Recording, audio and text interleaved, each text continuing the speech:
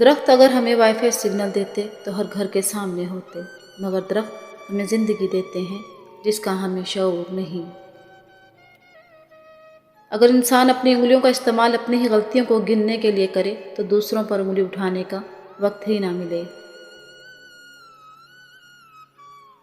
اے اللہ تعالیٰ، ہمیں اپنی محبت اور اپنی تمام مخلوقات کی قدر اور محبت کرنے کی توفیق عطا فرما، آمین۔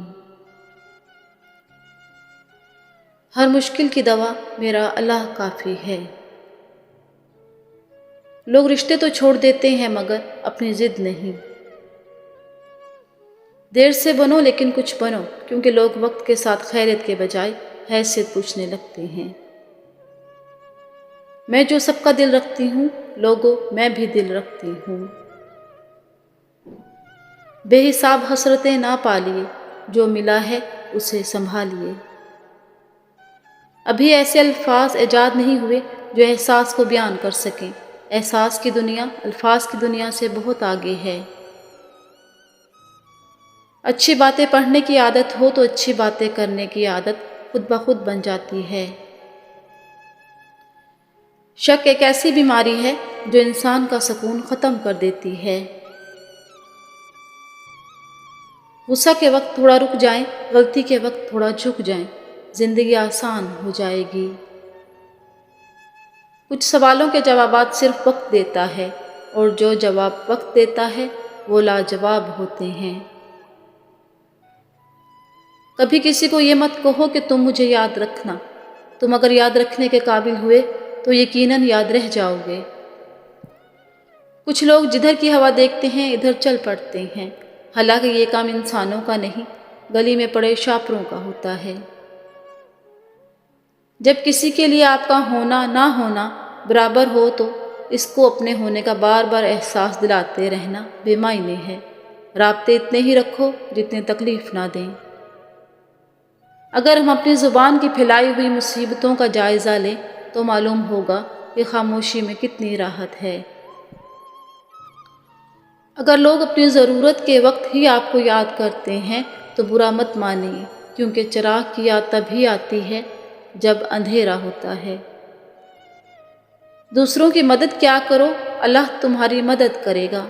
دوسروں کو سکون دینے والا کبھی بے سکون نہیں رہتا۔ اگر سمجھ سکو تو سمجھ لو۔ ایک بزرگ اپنے موبائل مرمت کرانے لے گیا۔ دکاندار نے چیک کرنے کے بعد کہا، بابا جی اس میں تو کوئی نقص نہیں ہے۔ بزرگ ہلکی سی مایوسی اور آہستگی سے بولا، تو پھر بچوں کی کال کیوں نہیں آتی؟ انسان سختیاں برداشت کیے بغیر، غم سہے بغیر، تلخ طعنوں سے گزرے بغیر ایمان کی لذت کو چکھ ہی نہیں سکتا، اللہ کے قرب کو پا ہی نہیں سکتا۔ ہمارے معاشرے کا ایک فائدہ یہ بھی ہے، ہمیں اپنے بارے میں ایسی ایسی کہانی سننے کو ملتی ہے جو ہم بھی نہیں جانتے۔ جو چیزیں ہمیں سب سے زیادہ عزیز ہوتی ہیں وہی سب سے زیادہ تکلیف دیتی ہیں۔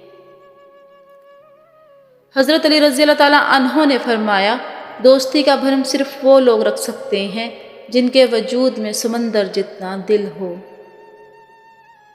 کچھ حادثے انسان کی بہتری کے لیے ہوتے ہیں، لیکن انسان کو وقتی سمجھ نہیں آتی۔ کچھ وقت گزرنے کے بعد انسان کو سمجھ آتی ہے کہ جو بھی ہوا میرے حق میں بہتر تھا۔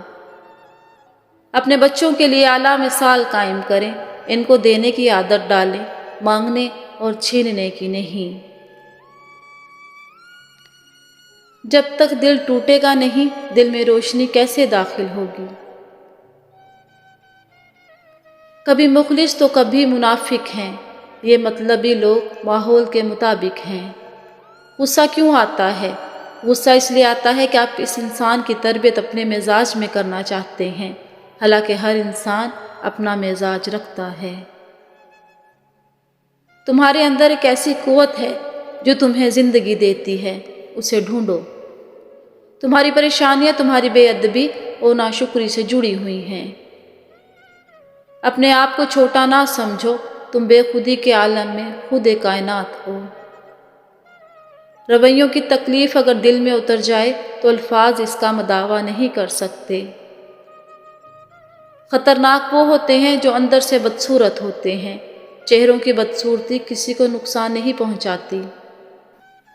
جس نے کبھی آپ کی تباہی کی کوشش بھی کی ہو، اس پر کبھی بھروسہ مت کیجیے۔ یاد رہے، سانپ جلد تبھی اتارتا ہے جب وہ اس سے بڑا سانپ بنتا ہے۔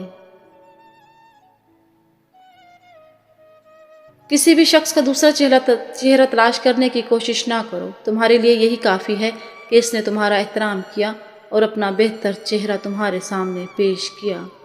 شکریہ۔